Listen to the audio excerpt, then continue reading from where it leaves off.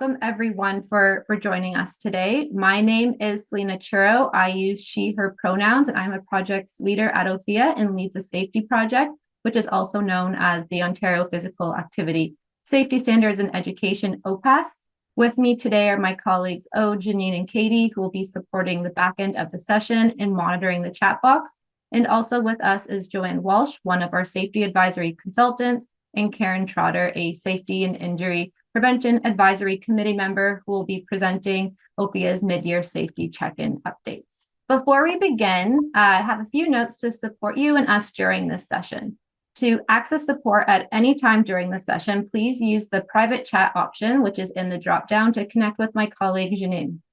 Please update your Zoom screen name to include your name and organization, and feel free to share your pronouns if you are comfortable, either in the chat or in your Zoom screen name. As a webinar attendee, your video and audio functions are unavailable by default, so please use the chat or the Q&A functions as appropriate, or request a host to unmute you as necessary, and you'll be able to see who is the host next to our names.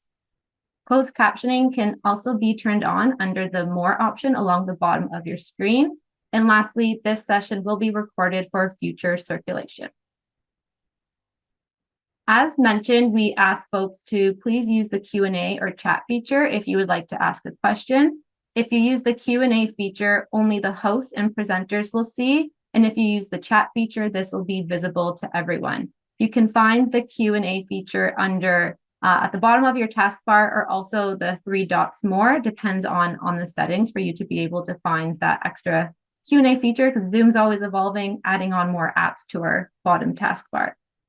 If we are unavailable to answer your question live at the end of the session, we will aim to follow up with all of the relevant resources following today's session and will reply via our safety email account. Before we begin, I would like to take a moment to acknowledge the land upon which Ophea's work takes place on. Ophea's work takes place on traditional Indigenous territories all across Ontario. We are grateful for the opportunity to meet and work on these territories and recognize the enduring presence of Indigenous peoples on this land. We are aware that our settler acknowledgement uses language which may differ from language used by Indigenous peoples. Our land acknowledgement seeks to recognize the Indigenous territories where our work happens, and in the true spirit of truth and reconciliation, it strives to be more than just words. By learning, understanding, and acknowledging, we wish to pay respect to the rich Indigenous history of Ontario. The purpose of the mid-year safety check-in is to provide an opportunity for school board safety leads to explore this school year's safety priorities and the related implementation supports available. So the main focus of this session will be on that half of the session will be the types of supervision updates and the new disability-centered movement tool and resource on OPASSE. We'll also gain insight into the safety priorities plan for the 2025-2026 school year, which includes swim assessment and concussion protocol updates. And lastly, identify potential supports and resources needed to assist school boards with implementation of safety practices. So this session will be split into 2 sections: the current safety priorities that were launched in August 2024 for this current school year, and the priorities planned for the next school year.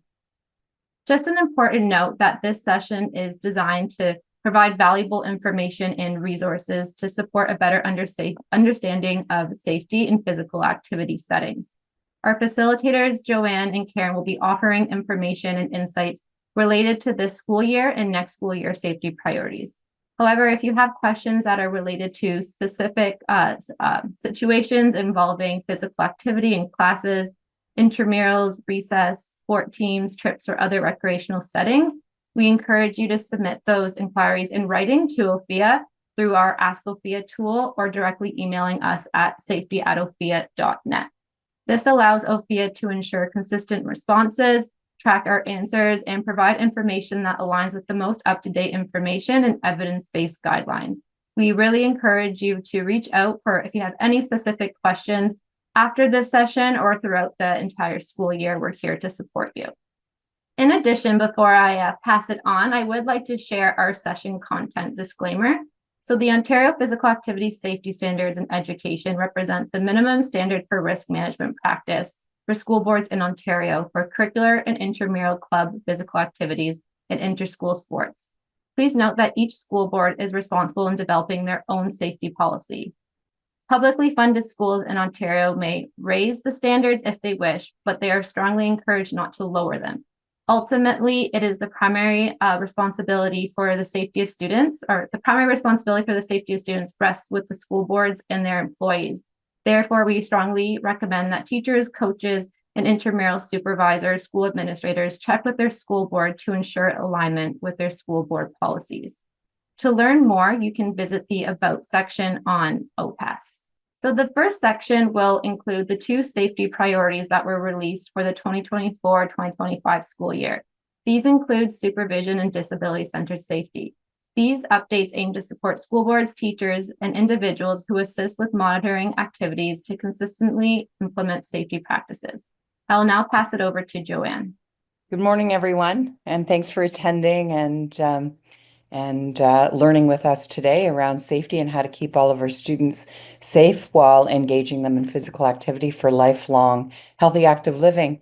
So the first section I'll talk about is supervision. It's one of the key components of OPASSE because supervision is a critical key in keeping our students safe. So this section was updated and it is now published in the standards. And that is thinking about, when we were looking at supervision, thinking about the evolving nature of activities that really have become broader and broader and broader based on, let's say, 20 or 30 years ago, the kinds of activities we're engaging our students in to provide them with lifelong healthy active living opportunities. And also, too, there are plethora of activities, as you can see in our drop-down menu of OPASSE, and it was to really take a look at what the risks are in activities that have similar components to them, whether it's the environment, whether it's the skills required, and to align the safety standards with activities with similar risks, as well as looking at the difference in the divisions, which is elementary and secondary, and what might be required for elementary versus secondary. And finally, providing more specific direction for teachers and all of those who assist teachers with physical activities to be able to effectively supervise an activity, particularly because it's not the teacher alone. Often now there are support staff in the school. We're also engaging more in terms of outside activity providers and experts and taking our students out of school in order to learn in the environment. Go ahead, Celine, if you want to flip to yeah. So 2 things that have that are still there, it's key, is the definition of supervision. And really the key to everything is about vigilant overseeing of an activity, not only for management of students, but also for the direction of the activity in terms of making sure the facilities, the equipment, and what students are doing are safe all around. And then the supervisor is a key definition because it is important to understand that when we use the term supervisor in OPASSE, we're referring to the teacher of the activity, or in the case if there's a vice principal or a principal assisting with it, it is the supervisor is the individual who is employed or hired by the board and or under contract by the board and has their OCT, the Ontario College of Teachers accreditation that we all have, because the folks who have the OCT are legally responsible for the supervision of the students. We have others who assist, but they cannot be the sole supervisor of an activity. So it's important when you see the term supervisor, it's referencing the teacher or, as I said, the administration in the school, who are also teachers by OCT Education Act standard. All right, a couple of things that have changed now. So defining the difference between a supervisor and all of those who assist. So those are folks who are volunteers that may come in, parents, co-op students, qualified instructors, so folks who we contract from the field, whether you're going out to a facility or you're bringing in an instructor, of some point. And the outside activity provider would be those where you would go to a camp or you'd go to a climbing facility or a gym. And so those folks also have responsibility in conjunction with the teacher. And that is their responsibilities to monitor the student behaviors during the activity. So we bring those folks in to assist us either with all eyes on students or to assist us with teaching. So if it's qualified instructor, their responsibility is to provide the skill and safety instruction while the teacher is still responsible for the management of direction of the students as well as that outside provider, that person is never alone. The teacher is always proximal to anyone who is providing instruction if it's not the teacher.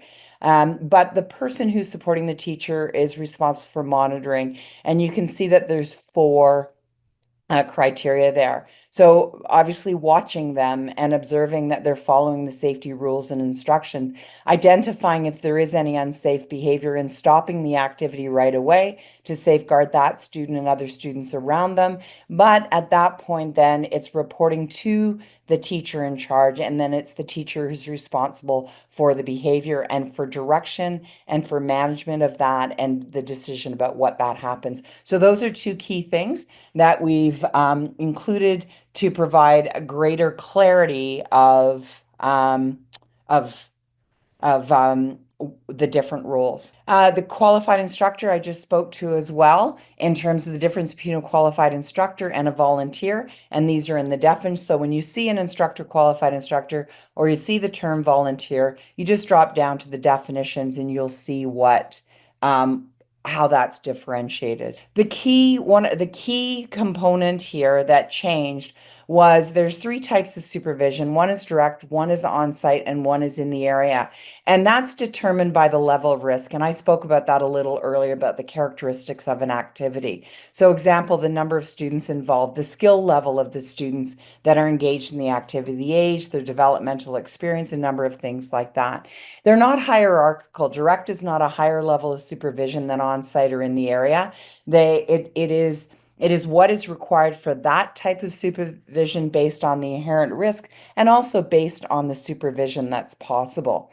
And one thing to note is that some activities may start as direct supervision, but then once students are familiar and show competency in the safety and rules of the activity, then it may transition to on-site or in the area. So that's new, where it's not just one anymore. It may start with direct and transition through.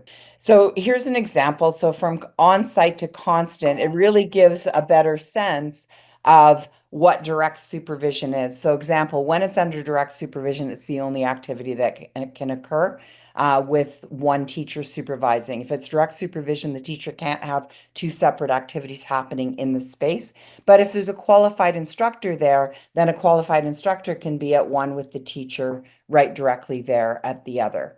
Okay, so you can see that it tells you where the teacher needs to be. So if it's under direct supervision, it requires the teacher to be physically present at the activity with their eyes on and with providing visual and verbal instructions and oversight of the activity. So that's a big change that we focus your attention to around direct supervision. And this is an example where you can see that it starts under direct supervision. It might be the entire activity. It might only be when equipment is involved. It might be with the initial skill instruction. It might be while students are performing a skill, let's say in a gymnastics routine or track and field when they're directly performing the skill, which requires close scrutiny of how they're performing the skill. So those are times where it be under direct supervision, and then the times it transitions. You can see examples of team tug of war, archery, and cheerleading that are direct supervision because of the elevated risk in terms of the skills that they are performing or the equipment, in the case of archery, the equipment that they have. So in this case, that was a quick overview because it's been published, but to really look at all of these, if you go to the summary of September 2024 revisions to OPASSE, it's all there. Janine just put a link into the chat to help you find that. There's also an office hours recording that you can go and look at that will give you a little bit more detail about this. And then additional support, you can always email safety@ophea.net. And now what I'll do is turn it over to my colleague Karen, who will speak about the second part that's been published, which is the disability-centered movement resources in OPASSE. Thanks, Joe. Good morning, everyone. So happy that you're here with us this morning. In addition to the supervision edits, we would also like to highlight the disability-centered resources added to the tools and resource section of OPASSE in September of 2024. This updated content was added to OPASSE to build on and align with the work already completed by Ophea on disability-centered movement. These resources are intended to provide safety considerations for students with disabilities, to support teachers in establishing and maintaining a safe learning environment in physical education and in intramural activities for students with disabilities, and to increase teachers' confidence in providing physical activity opportunities for students.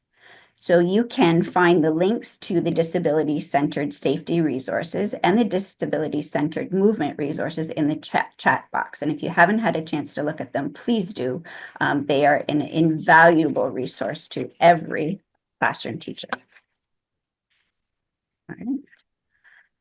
So in addition to the disability-centered safety information found in the tools and resource section, we have also highlighted this new tool and resource on each curricular and intramural elementary and secondary activity page found on OPASSE. So as shown on the slide that you're looking at, for elementary curricular curling, you will notice directly under the words Elementary Curricular 2024, we have hyperlinked the resource for educators to consult the tool and resource if their groups of students include students with disabilities. So it's very easy to get to. All right, so in all, there are 3 new disability-centered safety resources added to the tools and resource section. The first are disability-centered safety considerations for the 7 disability groupings identified in Ophea's disability-centered movement resource to be used alongside the curricular and intramural safety standards. And again, those links are in your chat box. The second are scenarios for disability-centered safety considerations, which are intended to assist in developing a better understanding of what type of safety considerations can be implemented during a classroom program. Those scenarios are very helpful. They put you in a real-life classroom setting and give a great description of adaptations and modifications that can be used. And finally, a sample guiding questions checklist, which is intended to support the planning process by highlighting safety considerations. So it really is a plan for teachers to a great checklist to make sure they have everything in place. So to access more information and learn more about the disability-centered safety resources, go to the OPASSE website. And if you look under the tools and resource section, you will find all of these fantastic resources related to disability-centered movement. I think now I'm going to pass it to Joe. We're going to move on to our second section, which will include 2 safety priorities that are scheduled to be released for the 2025-2026 school year. These priorities include swim assessment and some changes to concussion. Thanks so much, Karen. I appreciate that. All right, folks, the next part, as Karen said, these are not published yet. They'll be published as September, and this swim assessment work represents a 3-year endeavor that we've been working on with a large committee of teachers, risk management providers in the field, our safety committee, our safety experts, and really looking at this idea of swim assessment, which we know right now is swim test.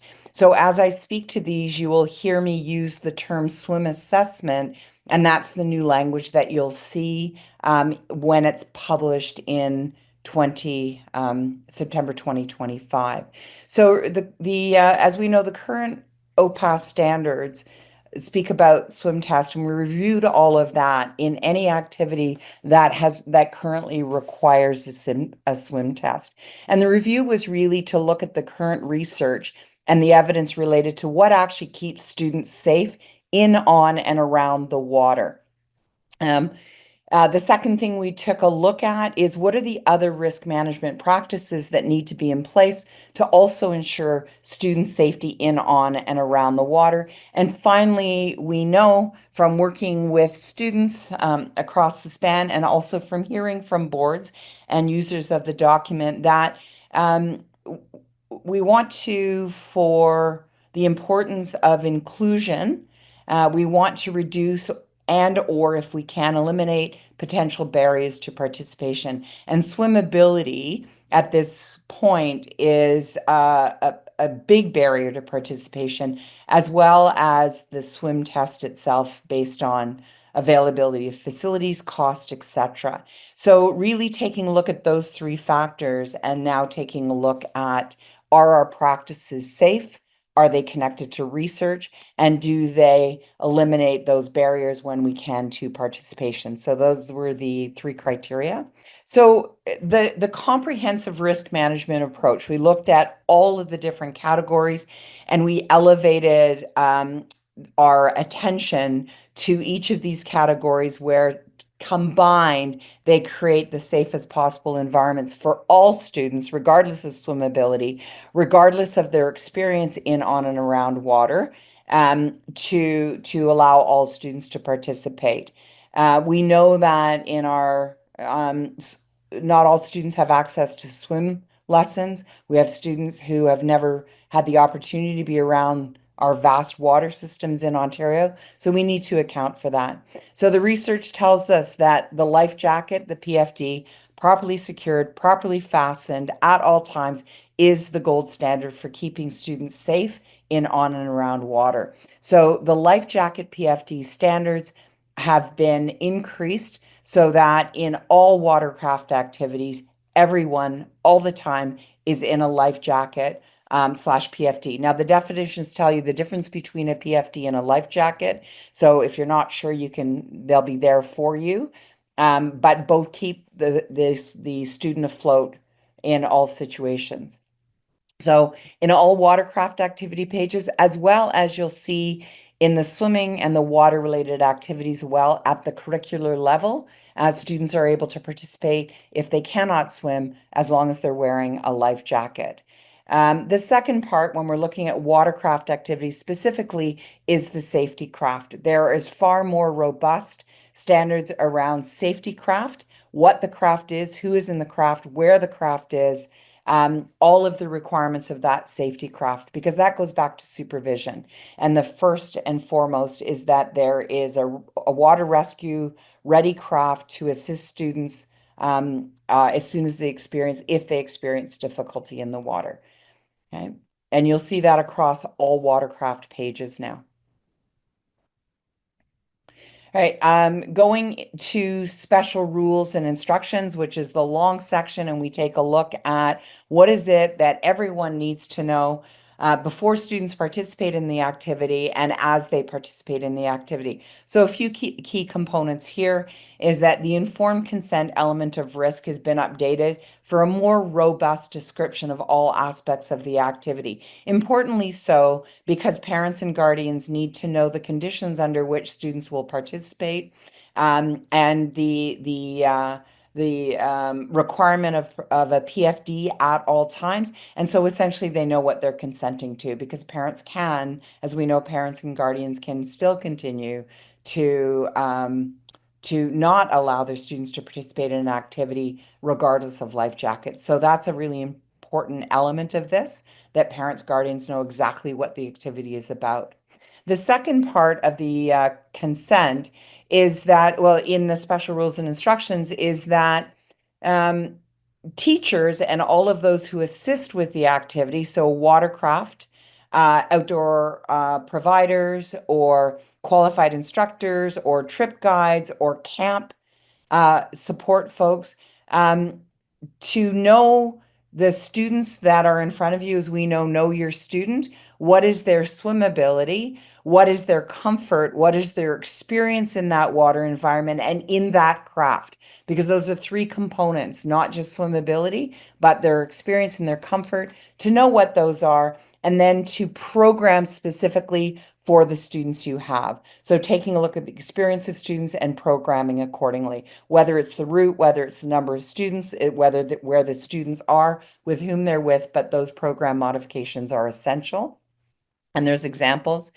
And then the next part is that the research also says that when students are prepared in terms of safety rules, safety instructions, and they know what to do in an emergency, if it's them or a buddy or any other student in the class, if an emergency happens and they know what to do, then they're safer, again, in, on, and around water. So the instructions are very clear, they're very robust around the safety and the emergency procedures, as well as the skills that students need to know before they engage in that watercraft or that water-based activity. So they're far more robust now. And then we get to the swim assessment. In situations where students are not required to wear a PFD or a life jacket, for example, going to a pool for a recreational swim or instructional swimming, or water polo or synchronized swimming, or going to a camp in a designated area where there's swimming, they're not automatically required to wear a PFD life jacket. So in this case, the in-water assessment, which you know is the swim test, still applies. It can happen at the camp as they go, or it happens at the facility as soon as they go. So we've removed the barrier about having to get to a facility. They're going to be there anyway. So the swim assessment occurs. We've revised it to reflect what they are required to do. So, and not in all cases do students have to do a rolling entry backward in a swim assessment for swimming. They'd only do a rolling entry backwards if they actually fell into a pool. So we've really refined that a little bit. But what we've also done is if students do not successfully complete the swim test, they may still participate in the activity as long as they're in a life jacket. The only time the life jacket can be removed is during instructional swim when they're under direct supervision of the aquatic instructor. They can take the life jacket off because they're learning to swim, then they put it back on. But in all other water activities, they must have it on at all times, even in a pool if they can't swim, if they can't complete that test.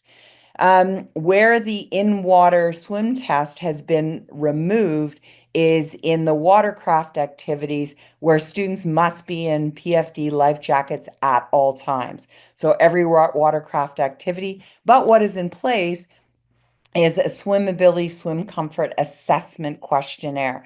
So teachers and those who work with students in the environment still must know their students, what the demographic is of that student, who can swim, right? Who has had experience in that watercraft, who has been in that type of water, a lake, a pond, a river.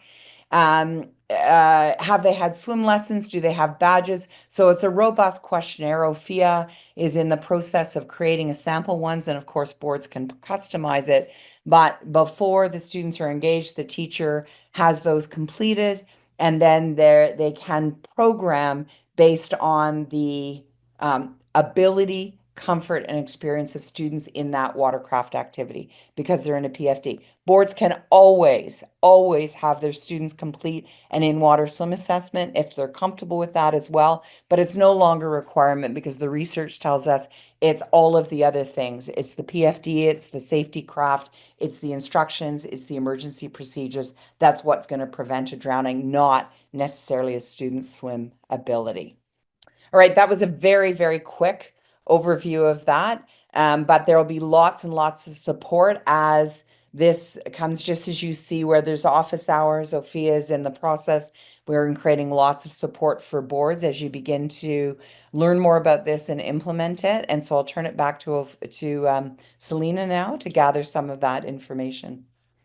Thank you, Joanne, for that overview of the swim assessment work. We wanted to be mindful, and I know it was a quick overview of swim assessment, We wanted to create some space for folks to provide any questions that they might have, but we've developed a Mentimeter. What questions clarification is still needed related to the swim assessment standards for implementation? And then we'll move on to the second questions. But does everyone see the first question? What questions clarification is still needed related to the swim assessment standards for implementation? See, there's no questions. I know maybe it was a lot to digest for the first time. Maybe I'll move over onto the second slide. Oh, I see there's some responses. So what kinds of supports, resources are necessary to support your school board with implementation of the new swim assessment safety standards? Joanne, maybe I'll pass it over to you if you have anything additional to add. I think the first one, a then and now comparison, we could certainly create that graphic, I think, to see if that, is part of that support. The question in terms, instead of a swim assessment, could students in a camp environment simply be instructed to wear a life jacket PFD at all times, including when swimming? Part of the research shows us that, yes, the PFD life jacket keeps the students safe, but it's not the only safety measure. So knowing our students' swimmability and then programming for that. So in this case, a student might be in a PFD life jacket, but if you don't know whether that student can swim or not, then one of those modifications is they stay closer to the shore where their feet can touch base at all times. Students who may be a proficient swimmer or have experience in that water, because it's let's say a large designated area, can go further afar. So that question, the research and the example of the program modifications would apply in this case, where the lifeguards would also want to know what the relative swim experience and ability is. So in the camp environment, if all students are wearing life jackets at all times, they're in the water, they can do the swim assessment in the water with the PFD on. But you still need to know the relative experience of students who are in the water at that time. If you have any specific questions, please do email us at safety@ophea.net, and we can help clarify any questions that you may have. So I'll now pass it over to Karen to talk about concussion. Thank you, Selena, and thanks, Joe. And just a reminder, folks, this is information we're sharing with you that is not yet published. It's the goal is to have everything ready for you in September of 2025. Ophea teams are still working diligently on swim assessment information and the concussion information and updates that I'm going to share with you right now. So, as I mentioned, Ophea is in the process of reviewing and updating the current Ontario Physical Activity Safety Standards in Education Concussion Protocol to align with the updated Concussion Consensus Statement and Parachute's updated Canadian Concussion Guidelines. We are working diligently to ensure content is provided in a way that can support school boards with updates to their policies and procedures. And as I mentioned, this information today is kind of a getting to you to think about what you're going to need to work on, what you're going to need to update in your own policies and procedures with regards to concussion. Okay. So today we will highlight 5 of the major changes to Ophea's concussion protocol. Each of these changes is to align with the updates, as I mentioned, from Parachute and the consensus statement. So the first update is combining the initial stage and stage 1 of return to learn and return to physical activity to include just a stage 1. So there will no longer be an initial stage. It will all be combined into a stage 1. The research has been updated to allow students to begin stage 1.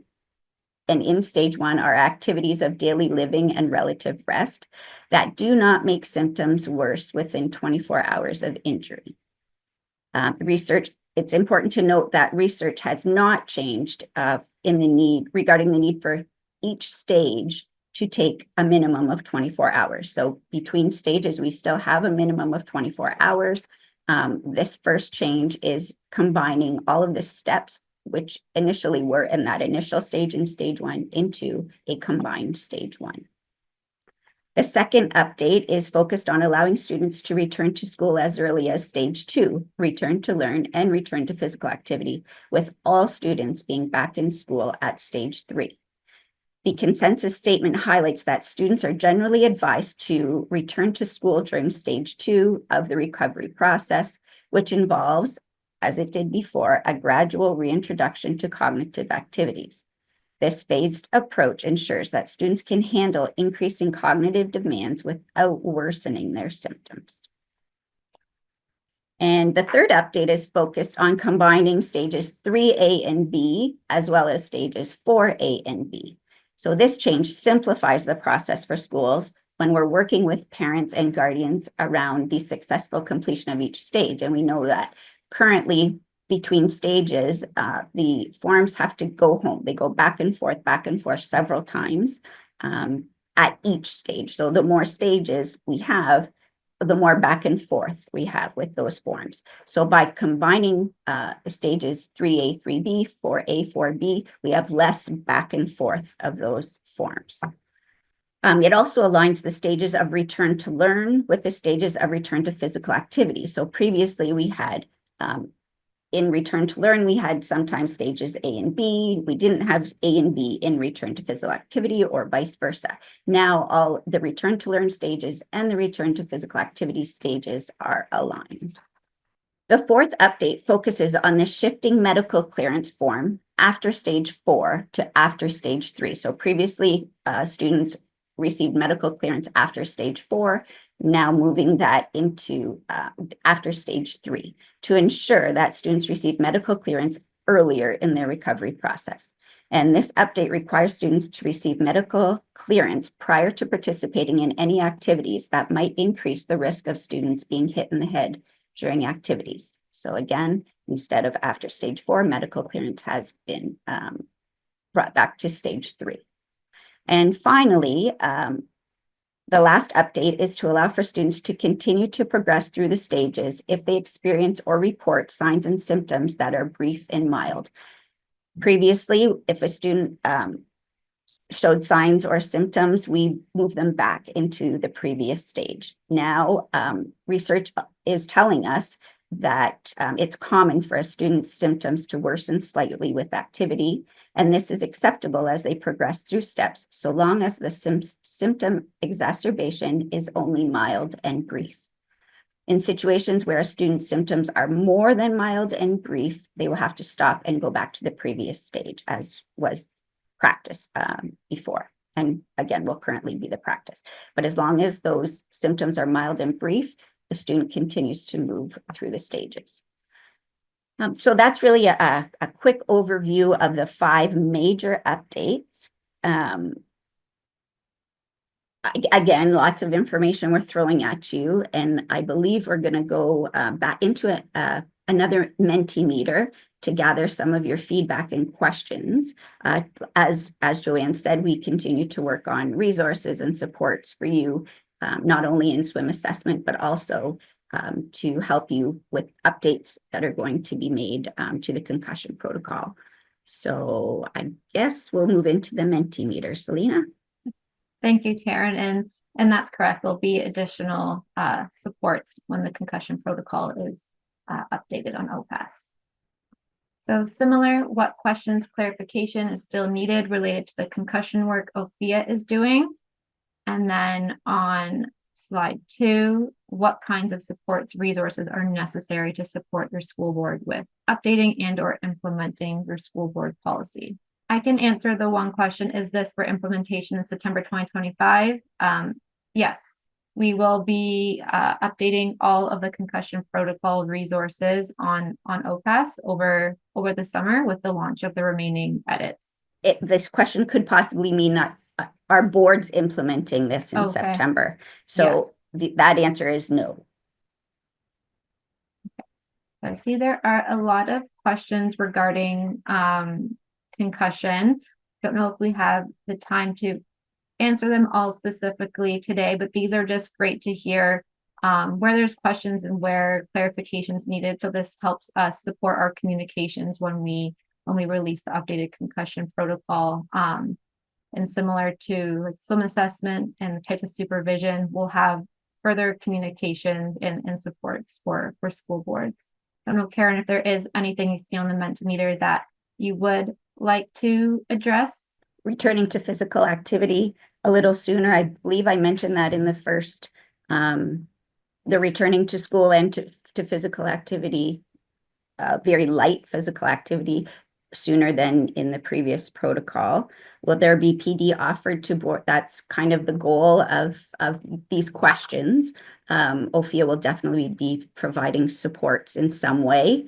Not sure what exactly that will look like, but you will definitely come September be hearing more from Ophea about supporting boards with developing or modifying their policies to align with the new concussion protocols.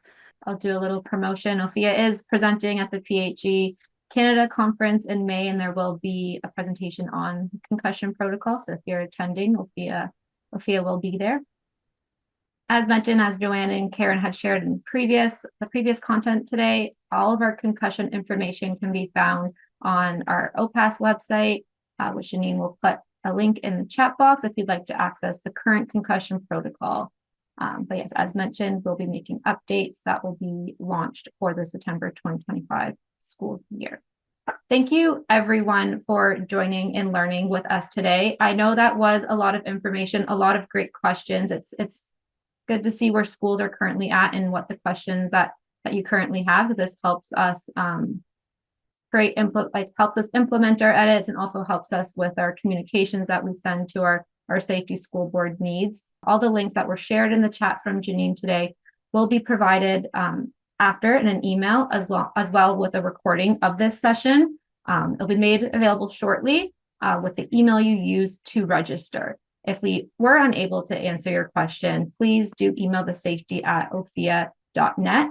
Planning and implementing safe physical activity programs can be complex and challenging. And the OPASSE website is intended to provide up-to-date information to support the planning and implementing of safe practices. So to stay current with these practices, you can contact us at safety@ophea.net. We have our Ophea safety team as well as our safety advisory consultant supporting with our responses. You can also stay up to date with all of Ophea's resources, professional learning opportunities, and supports by signing up to Ophea's eConnection e-newsletter, and you can also stay connected to us through our social media channels at Ophea Canada on X, Facebook, and Instagram. You can submit a question using the Ask Ophea web feature. So this is where school boards, teachers, coaches, intramural supervisors can use this feature to seek clarification. And also Ophea offers safety consultation workshops. So if this is something that your board or school is interested in, you can always email professionallearning@ophea.org. And we can see if this is something suitable for you. So thank you, everyone, again, for your time today. Really great questions. I know we maybe didn't get to answer all the specific ones, but as mentioned today was intended to be an informational update to see what's happening, what's to come in September, and we'll follow up afterwards with all the resources. And please connect with us directly through the safety@ophea.net, and we'll get back to you as soon as we can with the specific responses. Thank you, everyone, for your time today, and hope you have a great day.